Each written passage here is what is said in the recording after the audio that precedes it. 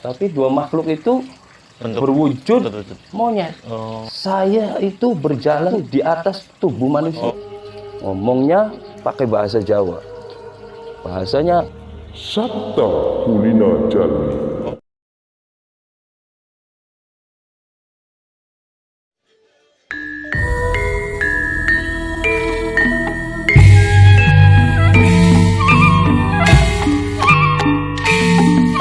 Assalamualaikum warahmatullahi wabarakatuh. Obrolan realita. Bersama saya Ibnu Gunawan, host Obor Channel. Sekarang kita akan ngobrol-ngobrol tentang cerita realita mistis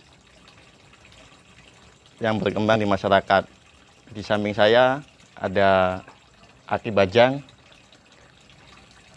di mana beliau mempunyai pengalaman hampir saja menjadi tumbal persugihan siluman monyet. Selamat malam Aki Bajang. malam. Bagaimana kabarnya? Alhamdulillah sehat. Alhamdulillah. Sebelum lanjut obrolannya, jangan lupa like, komen, share, subscribe, dan tonton sampai selesai. Berikut obrolannya.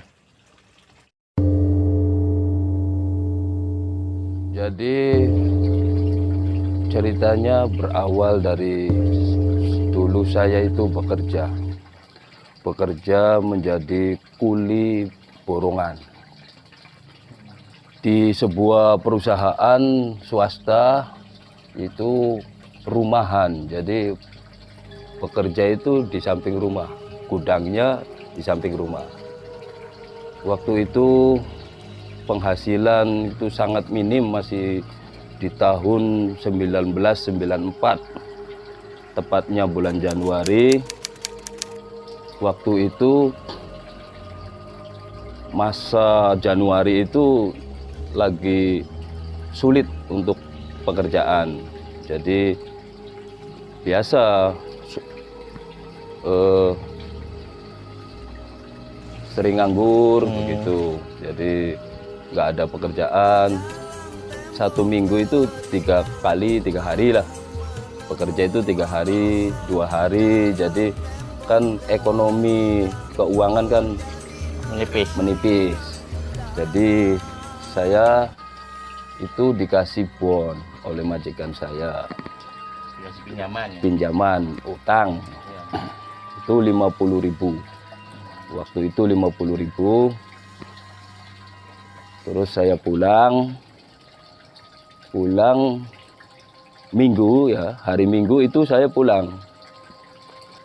Malam Senin langsung saya sakit.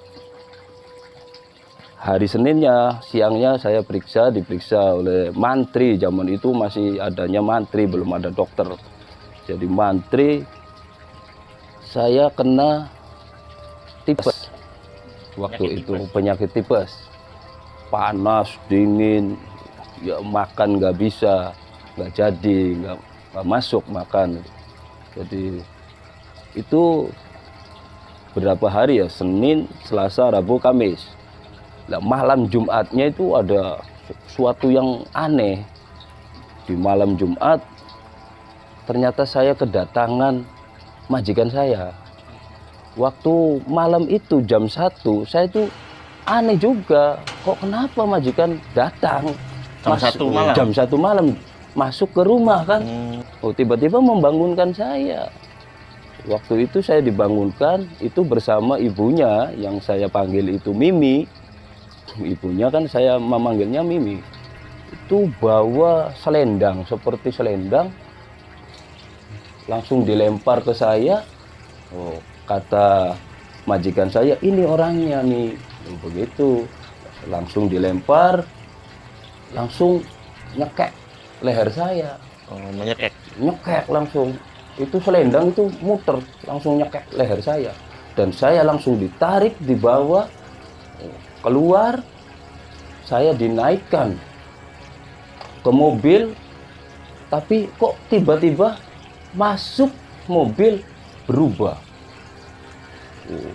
Mobilnya berubah? Mobilnya itu berubah menjadi seperti kereta. Oh, keretanya seperti apa? Keretanya Kaki. seperti kereta yang narik kuda tuh. Oh, Ditarik oleh kuda, 2 kuda.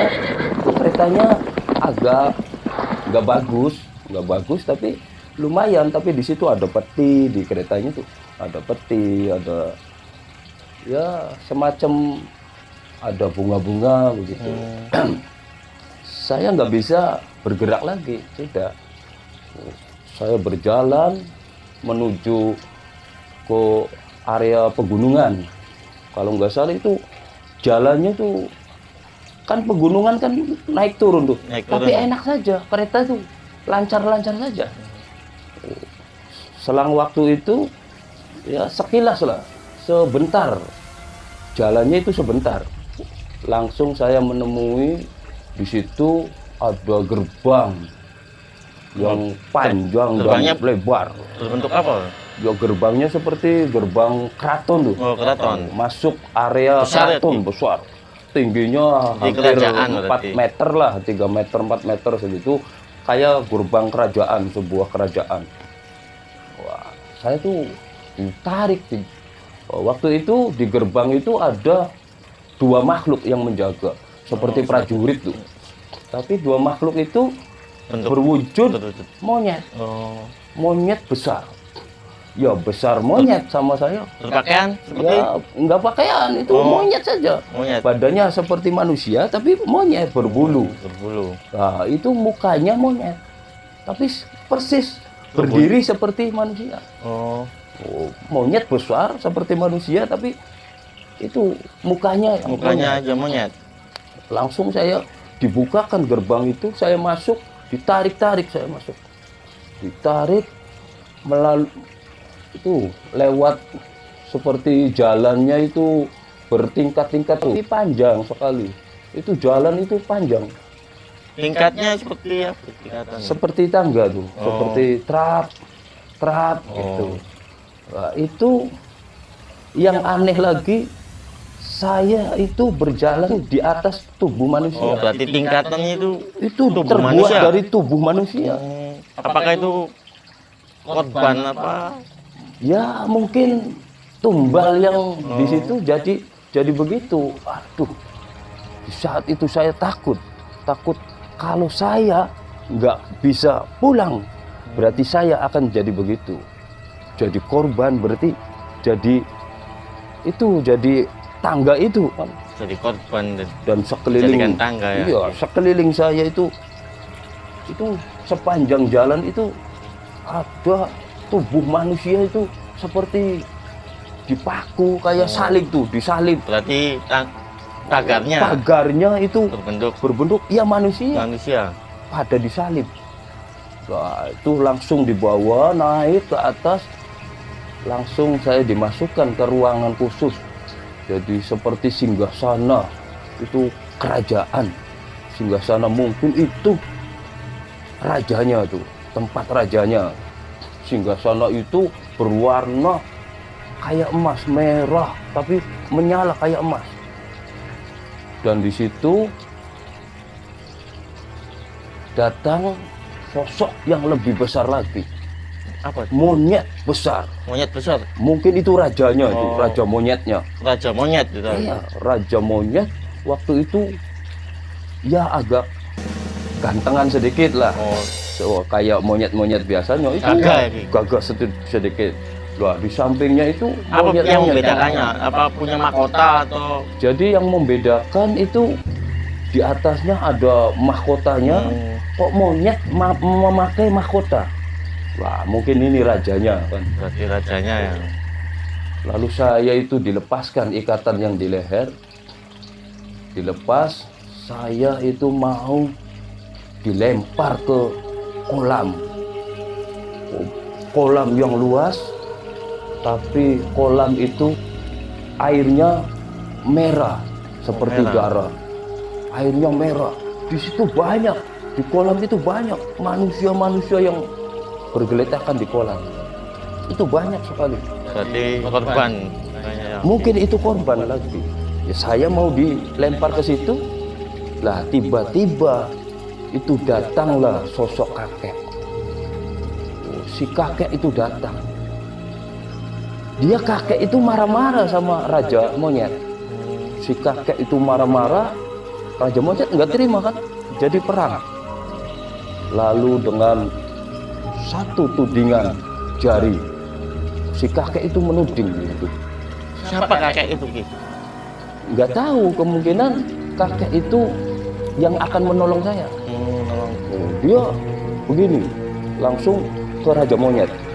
Nggak taunya itu Raja Monyet itu langsung nurut sama kakek tuh.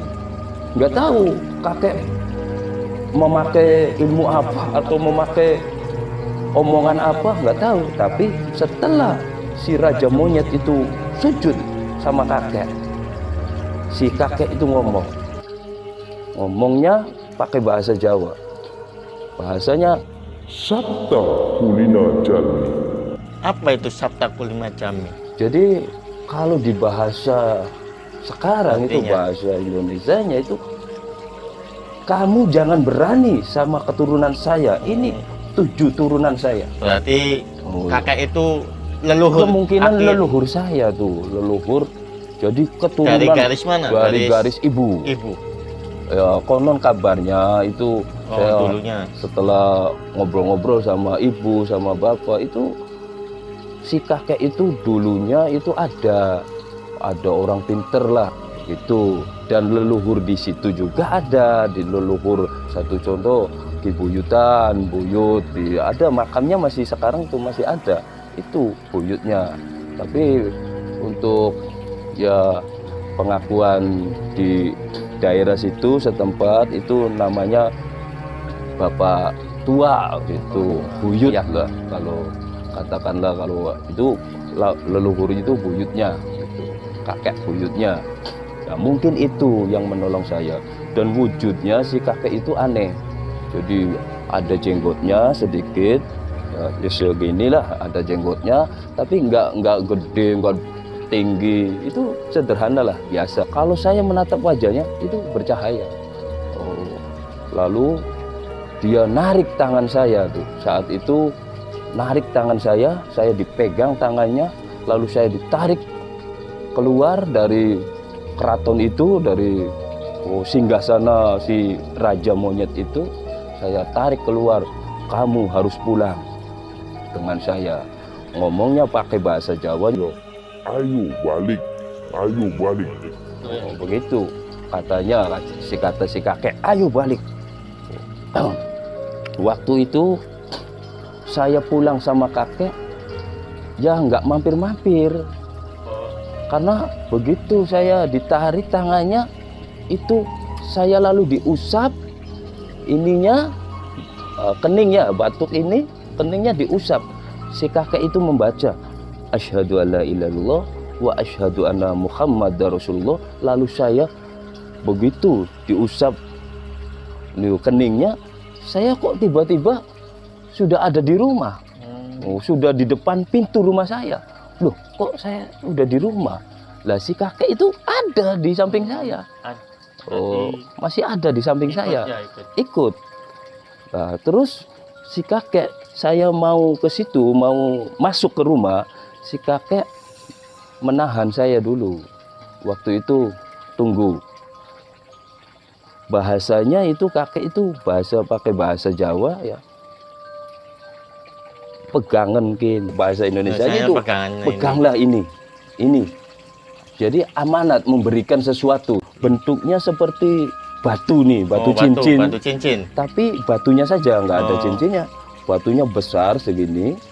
Itu berwarna seperti biru laut atau biru langit begitu, warnanya biru. Lalu bersinar, bercahaya. Si batu itu bercahaya. Ini apa, Kek? Saya nanya, ini apa? Bahasa kakek, kinki arane mutiara Al-Quran. Ini adalah mutiara Al-Quran. Ya begitu. Jadi saya dikasih, kok ini bentuknya begini, mutiara Al-Quran. Di situ ada tulisannya. Sehubungan Aki juga dulunya nyantri, masih kecilnya, jadi bisa membaca itu, membaca ayat Quran itu. Saya baca, bertuliskan di situ masih ingat saya itu. Sampai sekarang itu masih ingat tulisannya. Anehnya itu langsung hafal. Satu kali saya baca di waktu itu, peristiwa itu, saya langsung hafal. Itu tulisannya berbunyi waqul ja'al haqqu wa jahaqal batilu innal batila kana zahuqa. Artinya apa itu, Ki? Artinya tak lebih, saya langsung buka di sekarang ya, sekarang ini saya buka di Al-Qur'an yang ada artinya itu. Oh, kok artinya, dan katakanlah bahwa sesungguhnya kalau sudah datang kebenaran maka lenyaplah seluruh kebatilan. Jadi kebatilan itu lenyap. Oh, pantas saja kan, pantas saja seluruh kebatilan yang di sana itu lenyap, kalah sama kakek. Mungkin kakek itu yang punya mutiara Al-Qur'an. Itu diwariskan sama saya di sini. Lah, sampai sekarang masih ada? Ya nggak ada. Oh, nggak ada. Karena cahaya tersebut, si kakek bilang lagi, begitu saya masuk ke kamar saya, ke ruangan saya, ruang tamu waktu itu, saya menemukan tubuh saya sedang berbaring. Dan tubuh saya itu langsung disuruh diusap sama itu, sama mutiara Al-Qur'an itu, sama tangan saya itu diusap. Kata kakek, usapen kabeh, dielus aja, jadi diusap begitu. Lalu tubuh saya itu mengeluarkan cahaya yang dari sini tuh masuk seperti ke tubuh saya. Cahaya. Si mutiara itu masuk. Iya, si mutiara itu seperti masuk ke tubuh saya yang sedang berbaring. Dan begitu tubuh bercahaya, si kakek ngomong lagi. Si kakek itu membaca ayat lagi. Tapi si kakek membacanya seperti kayak di lagu-lagu tuh. Kayak seperti apa? Jadi kayak masih ingat enggak? Di nazom, kayak di lagu seperti pengajian yang enak tuh. Jadi wa nunazzilu minal Qur'an. Ya, seperti itulah. Ma huwa shifa'u wa rahmah. Begitu. Lah terus lanjutannya ma huwa shifa'u wa rahmatul lil mu'minin. Itu terdengar, kalau saya sih kurang merdu, tapi kakek itu suaranya merdu sekali. Lalu saya usap, begitu cahaya itu muncul, saya nggak sadar, lalu saya kayak kesedot. Masuk ke tubuh? Kayak seperti masuk kesedot tuh. Kembali ke tubuhnya berarti ya? Lalu saya sadarkan diri, sadar dari begitu, loh kok tiba-tiba kok saya ada di sini, begitu. Lalu di samping saya itu ya semua banyak orang itu, ada saudara, ada tetangga, ada orang tua itu. Ketika sadar itu udah kumpul. Jadi cerita-ceritanya konon itu ada 3 hari. Oh, 3 hari? 3 hari saya tidak sadar. Sadar 3 hari? 3 hari tidak sadar. Tidak sadar 3 hari? Itu di alam gaibnya berapa? Itu cuma sebentar. Hari? Cuma sebentar, cuma lewat jembatan, lewat itu. Berarti sebentar, cuma ada 3 jam lah. 3 jam? Sebentar, hanya menyaksikan peperangan antara perbedaan antara alam gaib itu, dan mungkin segitu. Jadi berbeda. Kalau di sini di dunia itu 3 harian, tapi di sana kok cuma 3 jam. Ya sedikit lah 3 jam. Cuman sebentar gitu.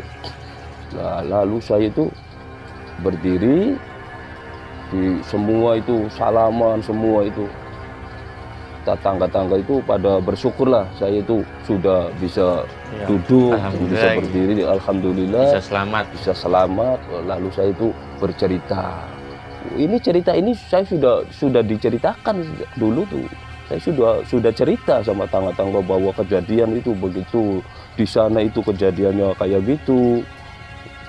Baratnya alam lain lah, katakanlah alam lain itu ya kayak gitu.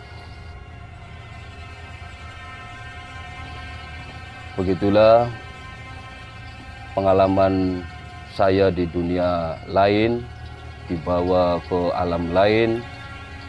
Mudah-mudahan untuk teman-teman itu jangan sampai seperti yang saya alami begitu. Dengan kejadian itu Aki Bajang mempunyai pesan untuk teman Obrol Channel. Untuk teman-teman Obrol Channel, saya berpesan jangan sampai terbuai rayuan, jangan sampai terlalu percaya dengan kebaikan-kebaikan orang lain, sementara diri kita akan menjadi korban. Dan juga berpesan kepada seluruh warga dan sobat channel, jangan sampai memperkaya diri dengan menumbalkan dan mengorbankan seseorang. Sukses tanpa mengorbankan orang lain. Jadi banyak manfaat dalam Ya, cerita, ada hikmahnya. dalam cerita pengalaman itu ya. Ada hikmahnya, jadi dari kejadian tersebut hikmahnya saya mengetahui hal-hal yang sifatnya gaib, hal-hal yang di dunia lain. Jadi saya tahu itu hikmahnya, karena saya pernah dibawa ke sana. Begitu. Baik, semoga dari cerita pengalaman Aki Bajang itu, teman Obrol Channel bisa mengambil manfaat dari cerita Aki Bajang tadi. Terima kasih Aki Bajang atas cerita pengalamannya.